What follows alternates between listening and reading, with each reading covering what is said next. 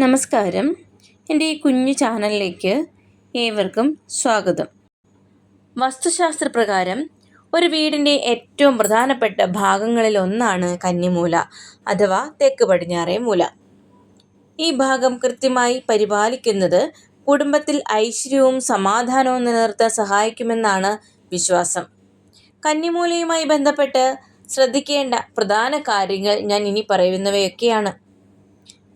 വീടിൻ്റെ മറ്റ് ഭാഗങ്ങളെ അപേക്ഷിച്ച് കന്നിമൂല ഉയർന്ന ഭാഗമായിരിക്കണം. അതിനാൽ ഭാരമേറിയ അലമാരകൾ, ഫർണിച്ചറുകൾ എന്നിവ ഇവിടെ സ്ഥാപിക്കുന്നത് എപ്പോഴും നല്ലതാണ്. കുടുംബനാഥൻ്റെ മുറി, മാസ്റ്റർ ബെഡ്റൂം വരാൻ ഏറ്റവും അനുയോജ്യമായ സ്ഥാനം കന്നിമൂലയാണ്.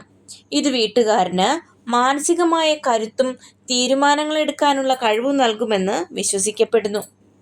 വീടിൻ്റെ തറയും മേൽക്കൂരയും കന്നിമൂലയിൽ നിന്നും അല്പം ഉയർന്നു നിൽക്കുന്നത് അത്യുത്തമമാണ്.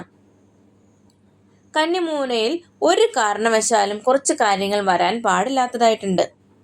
കന്നിമൂലയിൽ ശൗചാലയങ്ങൾ വരുന്നത് വലിയ വാസ്തുദോഷമായി കണക്കാക്കപ്പെടുന്നു. ഇത് സാമ്പത്തിക ബുദ്ധിമുട്ടുകൾക്കും ആരോഗ്യ പ്രശ്നങ്ങൾക്കും കാരണമായേക്കാം.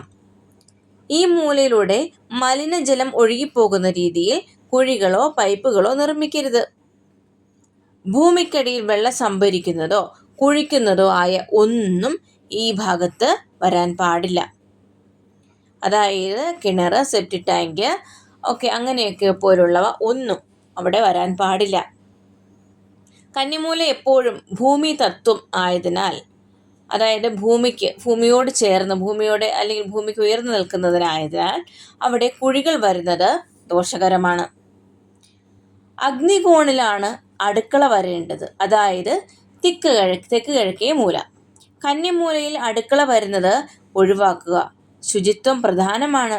കന്നിമൂല എപ്പോഴും വൃത്തിയായി പ്രകാശമുള്ളതായും സൂക്ഷിക്കുക. ഇവിടെ ഇരുട്ട് നിറയാൻ അനുവദിക്കരുത്. സന്ധ്യാസമയത്ത് ഈ ഭാഗത്ത് ഒരു വിളക്ക് തെളിയിക്കുന്നത് പോസിറ്റീവ് ഊർജം നിലനിർത്താൻ സഹായിക്കും.